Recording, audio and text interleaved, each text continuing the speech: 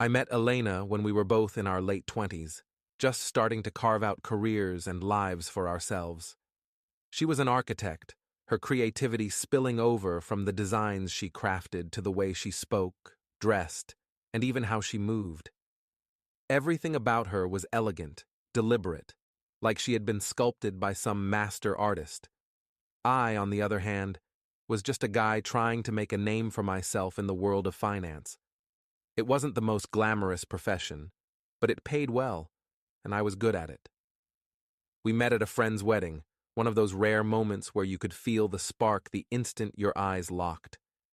She laughed at my jokes, not the polite kind of laugh, but the genuine one that makes you feel like you're the funniest guy in the room. We danced all night, her in a soft blue dress that clung to her curves, and me in a suit that suddenly felt much too hot. By the end of the night, I knew I wanted to see her again, and thankfully, she felt the same. Our relationship developed quickly. Within a year, we were living together in a loft downtown, a place she insisted we decorate with sleek, modern furniture that, while uncomfortable, looked great. Our lives merged seamlessly, her designs complementing my financial acumen.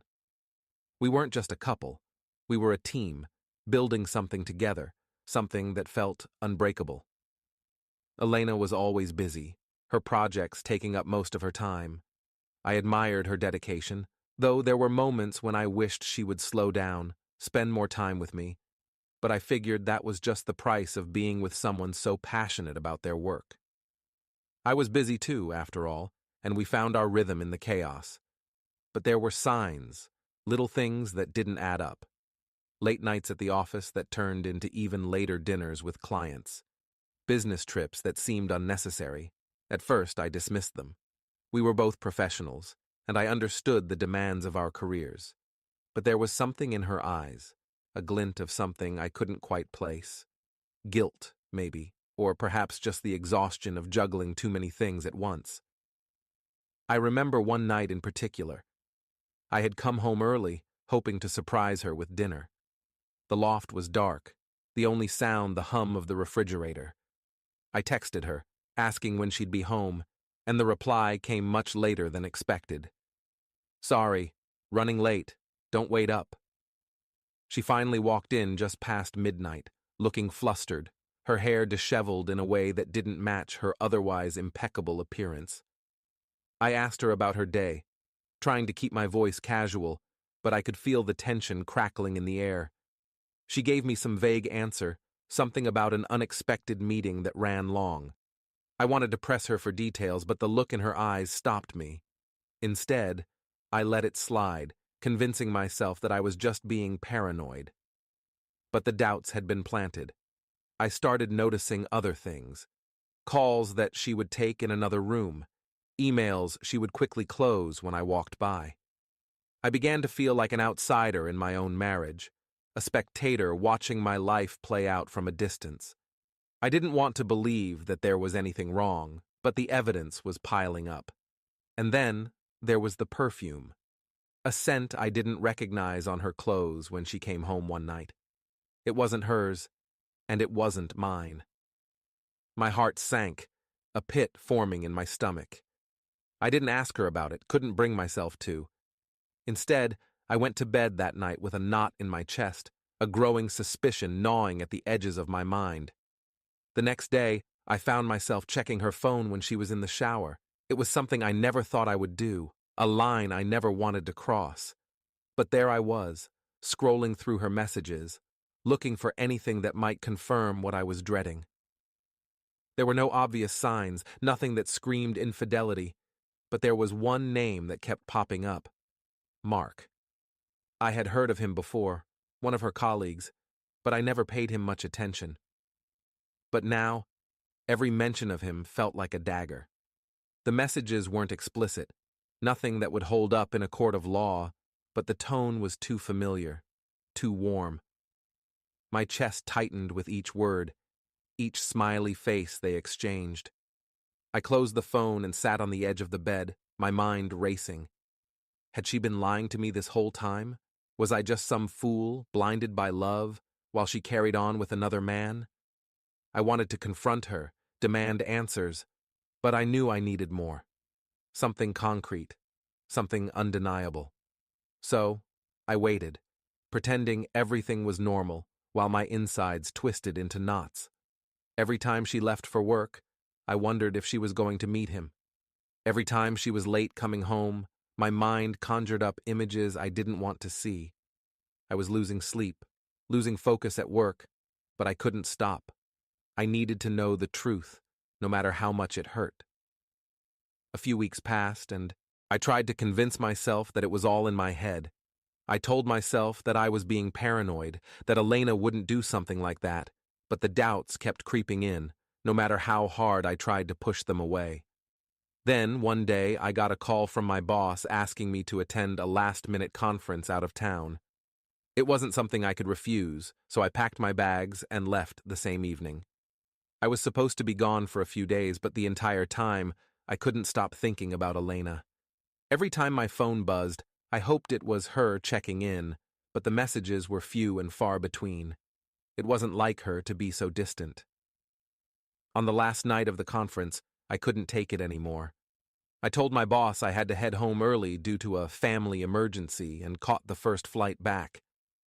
It was late when I landed, the city lights glowing against the night sky as I took a taxi home. I tried to calm myself, telling myself that I was just overreacting, that I'd walk in and find Elena asleep, and everything would be fine. But when I stepped into the loft, it wasn't fine. The place was dark, eerily quiet. I set my bag down and called out for her, but there was no answer. My heart pounded in my chest as I made my way to the bedroom. The door was ajar, and I pushed it open slowly, bracing myself for what I might find. The bed was empty. But it wasn't just empty. It looked untouched, like no one had slept in it all night. Panic started to set in. Where was she? I checked the time on my phone. It was well past midnight. I went back to the living room and grabbed my phone, dialing her number. It rang and finally went to voicemail. I was about to call again when I heard the sound of a key in the lock. The front door creaked open, and Elena stepped inside, her eyes widening in surprise when she saw me. "Andrew, what are you doing here?" she asked, her voice shaky, like she had just been caught doing something she wasn't supposed to. "I could ask you the same thing," I replied, my voice sharper than I intended. "Where have you been?" She hesitated, her eyes darting around the room as if searching for an escape. I was out with some colleagues. We grabbed a few drinks after work. I didn't think you'd be back so soon." "With Mark?" I asked, the name slipping out before I could stop it. I saw her flinch, just for a moment, but it was enough. "Why are you asking about Mark?" she said, trying to sound casual, but I could hear the tension in her voice. "Because I know, Elena," I said, stepping closer to her. "I know something's going on. You've been distant, secretive. I'm not blind. So tell me the truth. Are you cheating on me?" The room fell silent, the only sound the ticking of the clock on the wall. Elena looked down, avoiding my gaze. She didn't answer, and in that moment, I felt my world start to crumble. "Elena," I said again, my voice barely a whisper. "Tell me the truth." She finally looked up at me, her eyes filled with something I couldn't quite read, regret, maybe, or fear. "Andrew, I didn't mean for it to happen," she started, her voice trembling. It started as nothing, just work stuff. But then, I don't know, it got out of hand." My heart sank as the reality of her words hit me. "How long?" I asked, barely able to keep my voice steady. "A few months," she admitted, her eyes glistening with tears. "I didn't want to hurt you. I swear, I tried to stop it. But you didn't," I interrupted, the anger rising in my chest. "You didn't stop it. You let it happen. You lied to me every single day while you were with him." "I'm sorry," she whispered, but the words felt hollow, meaningless. "Sorry?" I echoed, incredulous. "You're sorry? You've been screwing around behind my back and all you can say is you're sorry? Tears streamed down her face now, but I couldn't find it in myself to care. All I could think about was the betrayal, the fact that she had chosen someone else over me. I had loved her, trusted her, and she had thrown it all away like it meant nothing. I'm going to ask you one more time, I said, my voice low and steady, though I was barely holding it together. Is it over? She nodded slowly, but I could see the doubt in her eyes. Yes, it's over.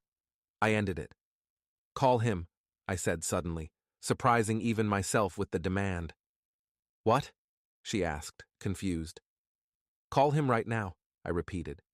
Tell him it's over, that you're never going to see him again, and I want to hear it. She hesitated, her hand trembling as she reached for her phone. Andrew, please, call him, or pack your things and get the hell out, I snapped, the ultimatum hanging in the air like a guillotine ready to drop. She stared at me, her face pale, before she slowly dialed his number. I stood there, listening as the phone rang, my heart pounding in my chest, knowing that whatever happened next would change everything. Elena held the phone to her ear, her hand trembling so much I thought she might drop it. I watched her closely, every nerve in my body tense as I waited for the sound of his voice. It felt like an eternity before I heard a faint murmur from the other end of the line. Mark? She whispered, her voice barely audible. It's me. I could barely hear him, just a muffled sound that only made my blood boil. I moved closer, wanting to catch every word, but she turned slightly away, as if she could shield me from what was happening. Yeah, I know, she continued, her voice quivering. No, it's not about that. I need to talk to you. No, not later. Now. There was a pause, and I could feel the tension in the air, thick and suffocating. Her eyes flicked up to meet mine, and in that moment I saw the truth in them, the guilt, the regret, and something else that made my stomach turn. Uncertainty. Mark, she finally said, her voice firmer now. Whatever this is, it's over. I can't do this anymore. I won't. Don't call me again. Don't text. It's over. Another pause, and I could just make out the sound of his voice, pleading, maybe even angry, though I couldn't hear the words. But I didn't care. All I cared about was that she was finally doing it, finally ending it. Goodbye, Mark, she said, and then she ended the call, her hand dropping to her side as if it had taken all the strength she had left. The silence in the room was deafening, the weight of what had just happened pressing down on us both. Elena stood there, staring at the floor, the phone still clutched in her hand like a lifeline she didn't want to let go of. I took a deep breath, trying to steady myself, but the anger, the betrayal was too much. I couldn't just let this go, couldn't just pretend that everything was fine now that she had made that call. So that's it?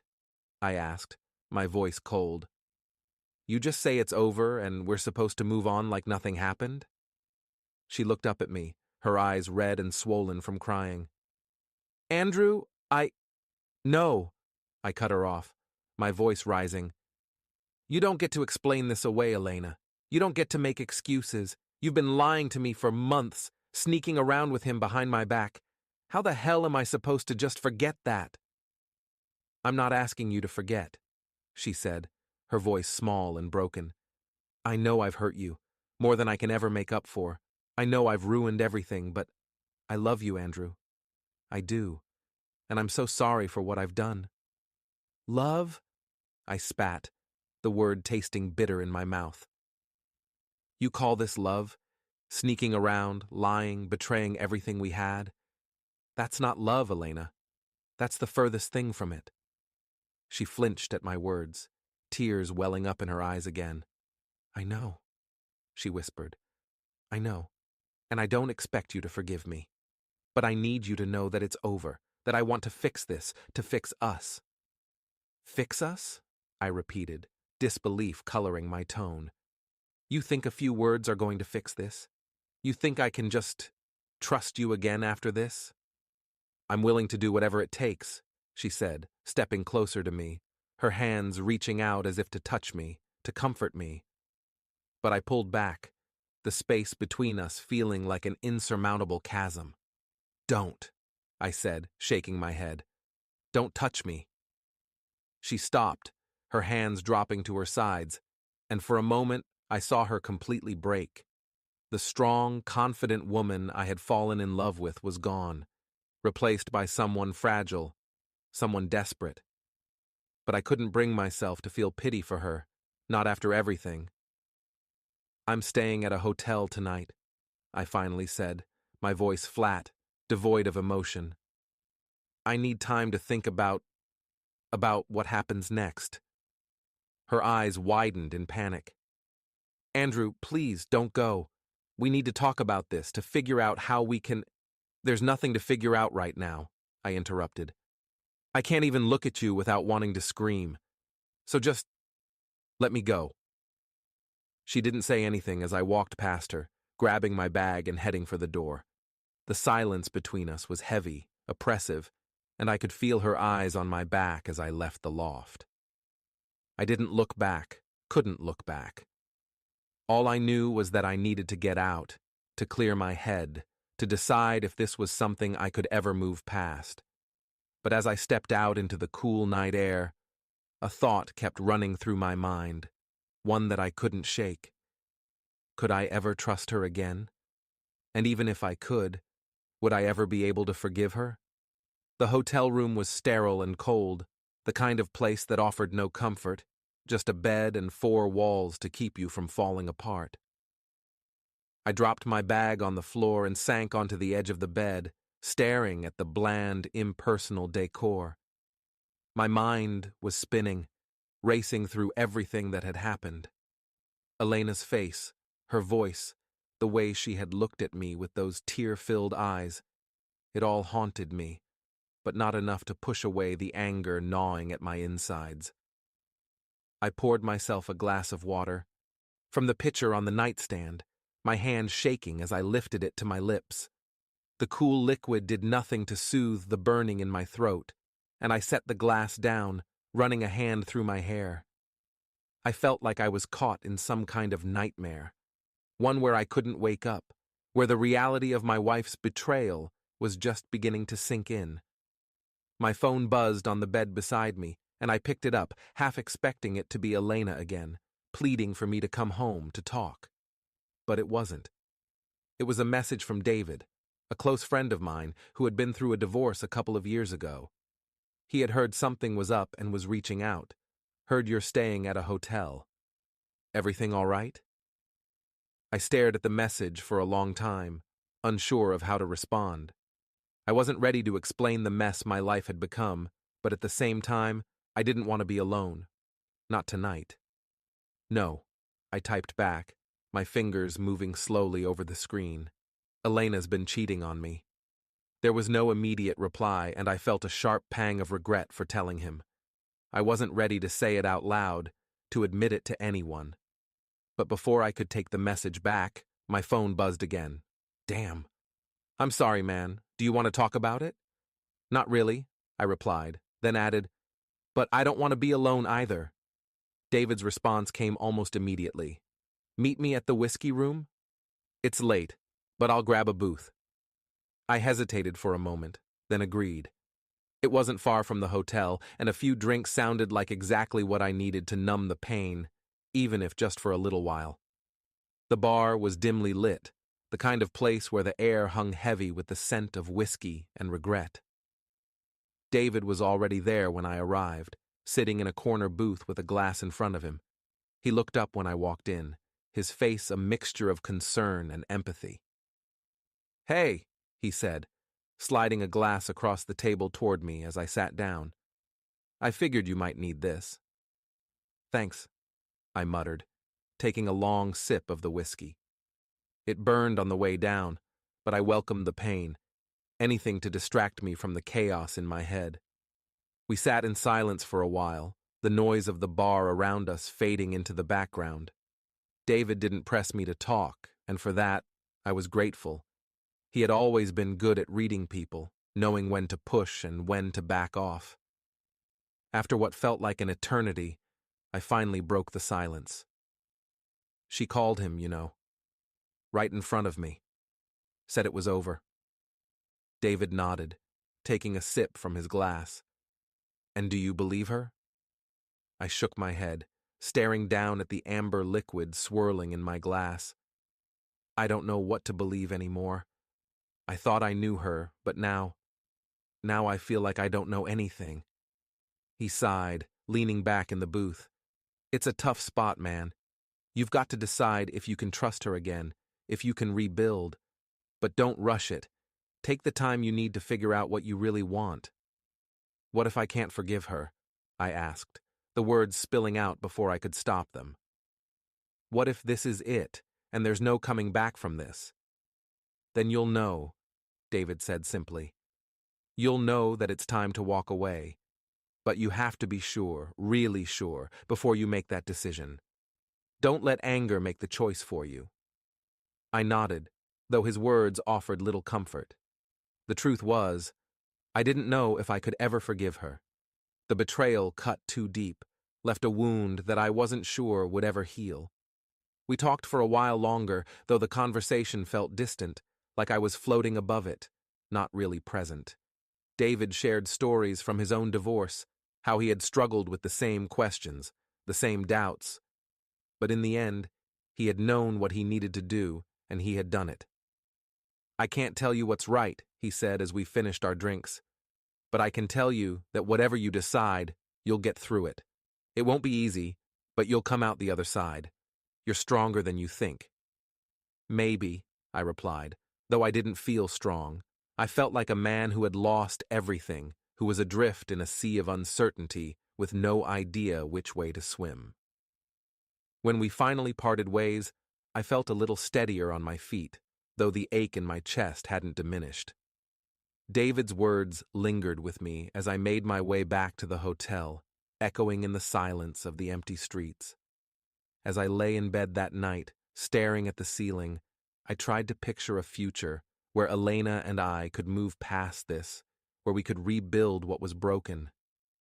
But every time I did, the image of her with him, of their secret meetings and whispered conversations, tore it apart. Sleep didn't come easy, and when it finally did, it was restless, filled with dreams of betrayal and loss. I woke up the next morning feeling just as lost as I had the night before, but with one thought clearer than it had been before. I needed answers, and I needed them now. The next morning, I woke up with a sense of dread weighing on my chest, the events of the previous night playing on a loop in my mind.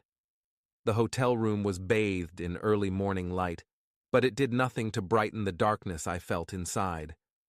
I needed answers, and I knew I couldn't move forward without them. After a quick, scalding shower, I threw on some clothes and headed out. I wasn't sure where I was going at first, just knew I couldn't stay in that room any longer. The streets were quiet, the city just beginning to stir, and I walked aimlessly for a while, trying to clear my head. I found myself in front of a small cafe that Elena and I used to frequent. The sight of it brought back memories, lazy Sunday mornings, sharing pastries and coffee, talking about everything and nothing.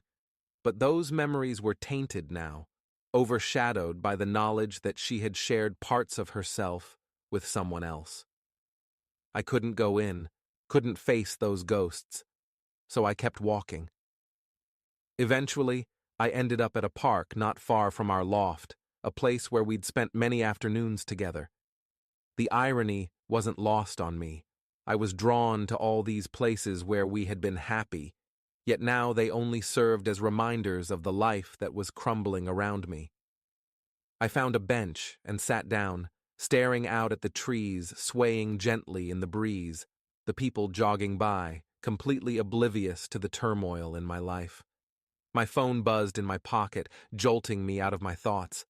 I pulled it out, expecting another message from David or maybe even Elena, but instead, it was a call from my boss. I hesitated before answering, knowing I wasn't in the right headspace for work, but I couldn't ignore it forever. "Andrew, we need to talk about the upcoming project," he began, his voice brisk, all business. "I'm expecting a full report by Monday. Are you going to be ready?" I could barely focus on what he was saying, the weight of everything else pressing down on me. "Yeah," I lied, rubbing my forehead. "I'll have it ready."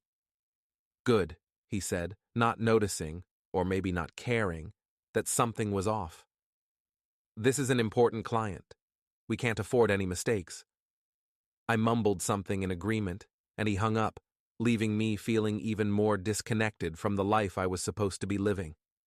I stared at the phone for a long moment, the urge to call Elena, to confront her again, gnawing at me, but I couldn't do it. Not yet. Not until I knew what I really wanted to say. Instead, I decided to head back to the loft. I needed to face her, to look her in the eyes and see if there was anything left worth saving. The walk back felt longer than it should have, every step heavier as the anxiety built up inside me. When I finally reached the building, I stood outside for a moment, staring up at the windows that led to our home. I didn't know what I expected, some kind of sign maybe that would tell me what to do, but there was nothing, just the cold reality that I had to go in and face whatever was waiting for me. I took a deep breath and unlocked the door, stepping into the quiet hallway. The loft was just as I had left it, except now it felt emptier, more foreign. The scent of her perfume lingered in the air, a reminder of the woman who had betrayed me, yet who was still the woman I loved. Elena was in the kitchen, her back to me as she stood by the counter, making coffee. The sight of her, so familiar and yet so distant, twisted something inside me. She turned when she heard me, her eyes widening in surprise. "Andrew," she said, her voice soft, almost tentative. "I didn't expect you back so soon." I nodded, unsure of how to begin. The anger from last night had simmered down, leaving a cold, hard determination in its place. I needed to know the truth, all of it. "We need to talk," I said, my voice steady, though inside I was anything but. She set down the coffee pot and turned to face me fully, her expression unreadable. "I know," she replied, her voice barely above a whisper. I walked over to the dining table and sat down, motioning for her to do the same. She hesitated for a moment before joining me, sitting across from me, the table a physical barrier between us.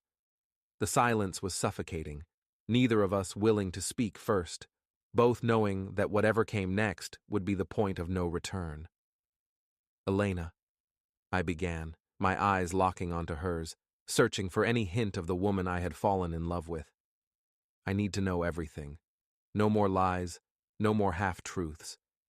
Just the truth, even if it hurts. Especially if it hurts."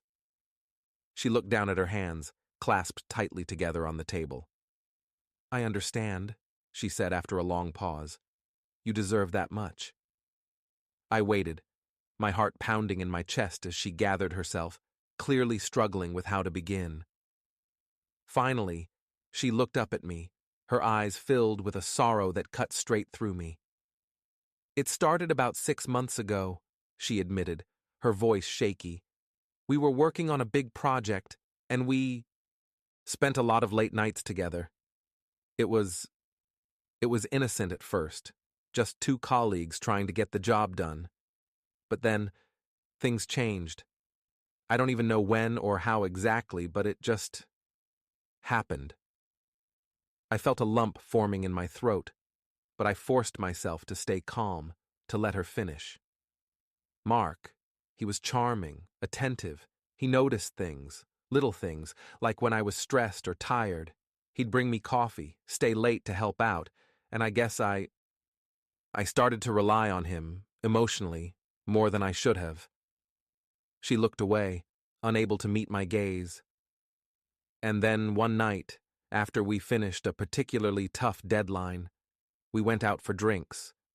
One drink turned into several, and before I knew it, we ended up at his place." The words hit me like a punch to the gut, but I kept my expression neutral, though it took everything in me to do so. It was a mistake, she continued, tears welling up in her eyes. A terrible, terrible mistake. I knew it the moment it happened, but I didn't stop it. We both knew it was wrong, but we kept telling ourselves it was just stress, that it didn't mean anything. But it did, Andrew.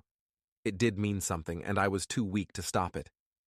I clenched my fists under the table, struggling to keep my voice even. How many times? She swallowed hard, the tears now freely streaming down her face. 4, maybe 5, she whispered. I lost count. We'd swear it was the last time, that we wouldn't do it again, but then the next deadline would come and… I'm so sorry, Andrew. I'm so sorry. The pain in her voice was real, but so was mine. I stood up abruptly, needing to put distance between us, needing to breathe. I walked over to the window, staring out at the city, trying to collect my thoughts. I don't know if I can do this, Elena, I said, my voice barely audible. I don't know if I can forgive you for this. I understand, she replied, her voice broken. I wouldn't blame you if you couldn't. But I want to try, Andrew. I want to fix this, to fix us, if you'll let me. I turned to face her, my heart heavy with the weight of her words. She was pleading with me, her eyes desperate, but I didn't know if I had anything left to give. The betrayal had cut too deep, left a scar that I wasn't sure could ever heal. I need time, I said finally, my voice hoarse. I need time to think, to figure out if I can ever trust you again. She nodded, wiping away her tears. Take all the time you need, she said, her voice barely above a whisper. I'll wait, however long it takes. I nodded, though I wasn't sure what I was agreeing to. All I knew was that I couldn't stay there any longer, couldn't face the pain in her eyes, the guilt in mine. I needed to get out, to clear my head, to decide if this was something I could ever move past. Without another word, I grabbed my coat and walked out the door, leaving her sitting there, alone and broken. I didn't know where I was going, didn't care. All I knew was that I needed to get away, to find some semblance of peace in the midst of the storm that was tearing my life apart. I walked for hours, letting the city swallow me up as I tried to escape the storm in my head. The bustling streets, the people going about their lives, it all felt surreal, like I was watching from behind a glass wall. I was disconnected, lost in my thoughts, replaying everything Elena had said, every moment that had led us to this point. Eventually, I found myself standing in front of a familiar bar, the one where David and I had met the night before. I didn't remember how I got there, didn't care. All I knew was that I needed something to dull the pain, to make it all go away, even if just for a little while. The bar was quiet, a few regulars nursing their drinks, lost in their own worlds. I slid onto a stool at the counter, nodding at the bartender, who gave me a sympathetic look as he poured me a double whiskey without asking. I downed it in one go, the burn in my throat a welcome distraction from the ache in my chest. The alcohol worked quickly, numbing the edges of my thoughts, but not enough to erase the pain completely. I ordered another, and another, until the world around me started to blur, the sharp lines of reality softening into something more bearable. Rough night? The bartender asked, breaking the silence as he wiped down the counter. Rough life, I muttered, swirling the amber liquid in my glass. He didn't press me for details, just nodded knowingly. Yeah, I hear that. I stared into the depths of my drink, thinking about Elena, about the life we had built together, and how easily it had all fallen apart. The image of her sitting at the table, tears streaming down her face as she confessed to her affair, played over and over in my mind. I hated it, hated the way it made me feel, so powerless, so betrayed. People do stupid things when they're hurting, the bartender said, as if he could read my thoughts. Doesn't make it right, but it happens. The real question is whether you can move past it. I looked up at him, surprised by the insight. What if I can't? I asked, the vulnerability in my voice catching me off guard. He shrugged, leaning on the counter. Then you've got a choice to make. You either find a way to forgive or you walk away. But either way, you've got to live with it. His words hit me harder than I expected. I'd been so focused on the betrayal, the anger, that I hadn't really considered the choice in front of me. Could I find it in myself to forgive Elena? Could I ever look at her the same way again, knowing what she had done? I didn't have an answer, and that scared me more than anything.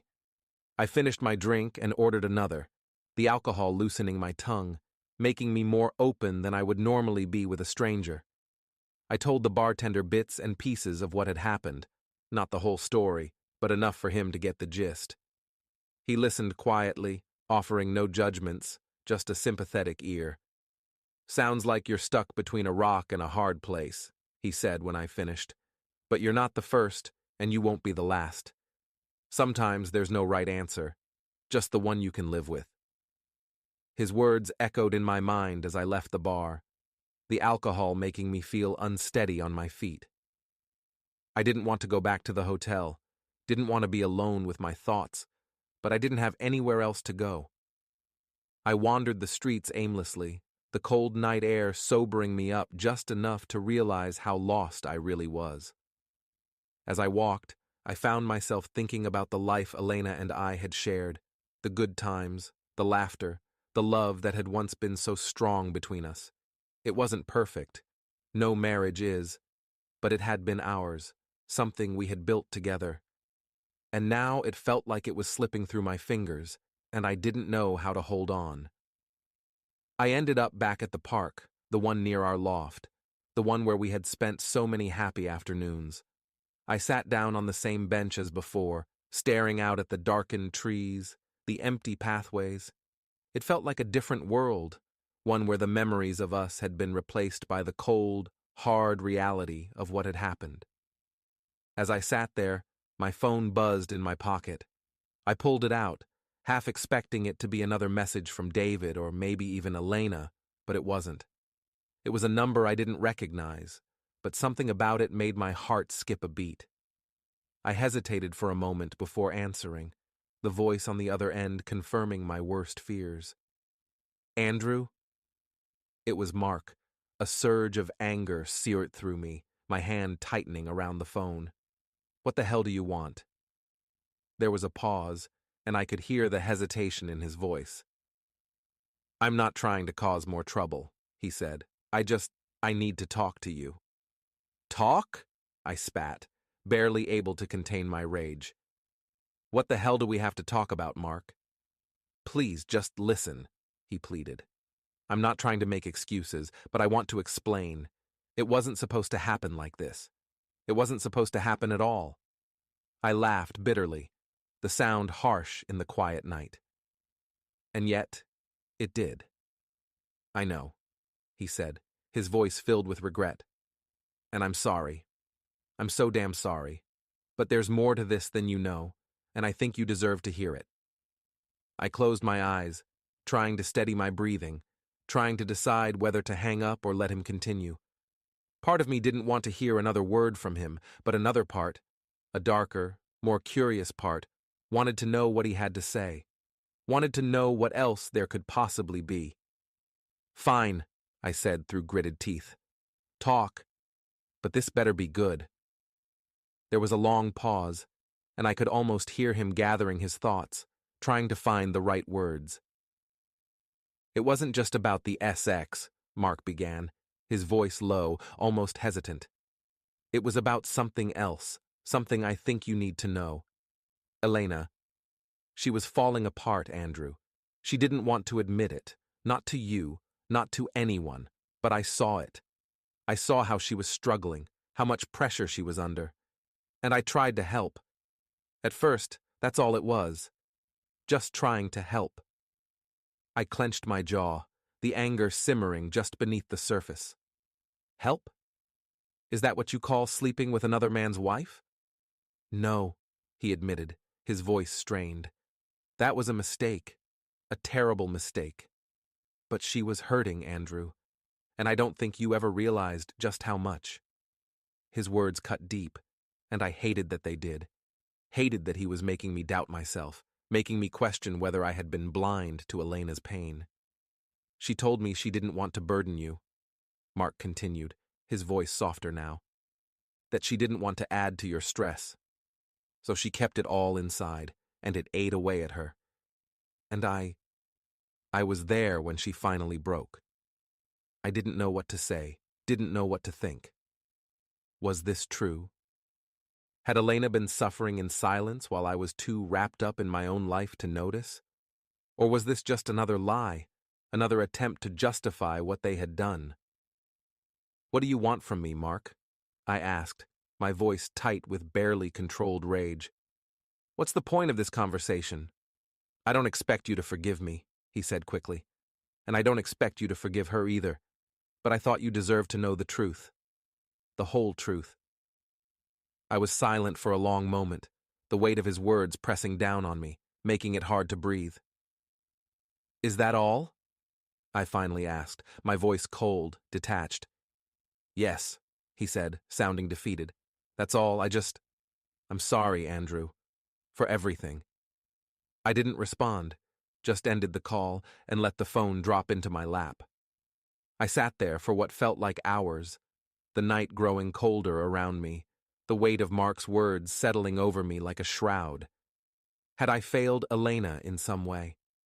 Had I been so focused on my own life, my own problems, that I hadn't seen what was happening right in front of me? The questions swirled in my mind, each one more painful than the last. But the truth was, it didn't matter what had driven her to him. The betrayal was still there, the broken trust, the lies. And I didn't know if I could ever move past that.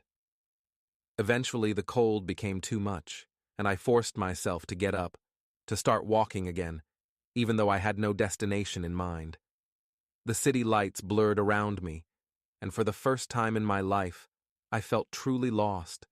Lost in a world that had once been so familiar, now shattered by the choices of the woman I had loved and the man who had taken her from me. The days that followed were a blur. I spent most of my time wandering the city, avoiding the places that reminded me of Elena, of the life we had shared. The hotel room became my refuge, a place where I could shut out the world and drown in my thoughts. I ignored calls from work, from friends, even from David. The only person I couldn't ignore was Elena. She called me several times a day, each time leaving voicemails that I couldn't bring myself to listen to. I wasn't ready to hear her voice, wasn't ready to face the pain that came with it. But eventually, I knew I couldn't keep running. I had to make a decision about us, about my life, about everything. It was a cold, gray morning when I finally returned to the loft. The city was shrouded in a misty drizzle, the kind that seeps into your bones and makes everything feel heavier. I didn't know what I was going to say to Elena, didn't even know if I had the strength to say anything at all. But I knew I had to try. When I walked through the door, the loft was eerily quiet. The smell of her perfume still lingered in the air, a scent that used to bring me comfort, but now only served as a reminder of everything that had gone wrong. I set my bag down and walked through the rooms, looking for her, half expecting her to have left, to have given up on me like I feared I had given up on her. But she was there, sitting on the couch in the living room, staring out the window at the rain. She looked fragile, like a ghost of the woman I had once known. Her eyes were red, her face pale, and I could see the weight of everything she had done pressing down on her, crushing her spirit.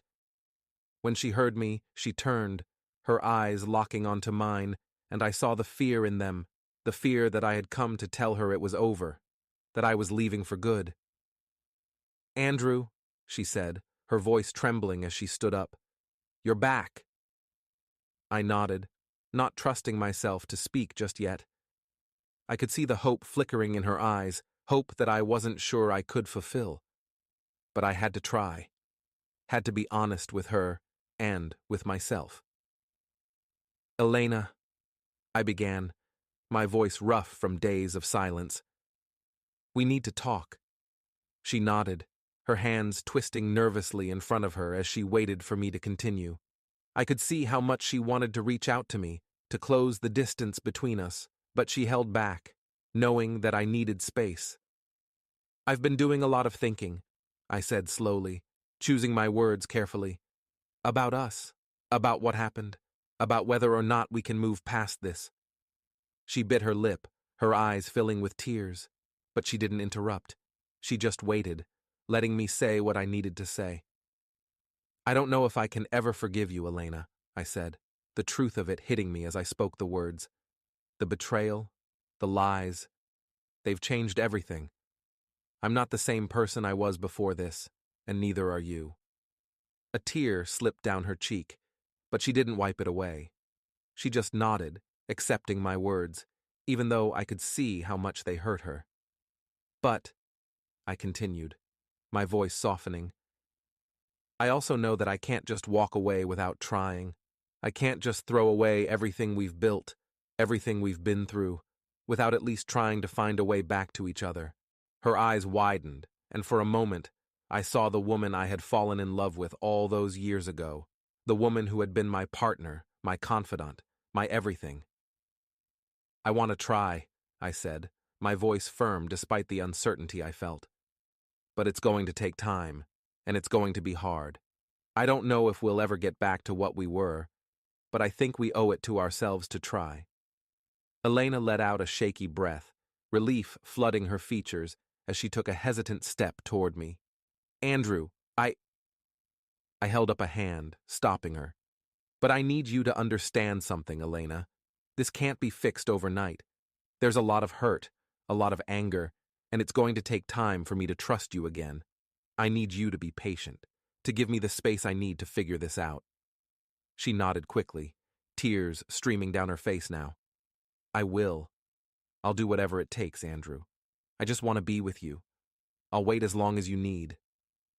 I looked at her, really looked at her, and for the first time since this whole nightmare began, I saw the sincerity in her eyes, the regret, the love that she still had for me. It didn't erase the pain, didn't make everything better, but it was a start. "Okay," I said finally, the word feeling heavy on my tongue. "We'll try." Elena let out a small sob, but it was a sound of relief, of hope, and she crossed the room to stand in front of me. I could see the hesitation in her, the fear that I might push her away, but when I didn't move, she slowly reached out, taking my hand in hers. The touch was tentative, like she was afraid I might pull away, but I didn't. I held her hand, feeling the warmth of her skin against mine, and for the first time in what felt like forever, I allowed myself to feel something other than anger, something other than pain. It was small, a flicker of what we once had, but it was there. We stood like that for a long time, neither of us saying anything, just holding on to each other, trying to find comfort in the silence. The rain outside continued to fall, the world moving on around us, but in that moment, it felt like we were the only two people in the world. Finally, Elena spoke, her voice barely above a whisper. "Thank you, Andrew. Thank you for giving us a chance." I nodded, not trusting myself to speak, not sure what else there was to say.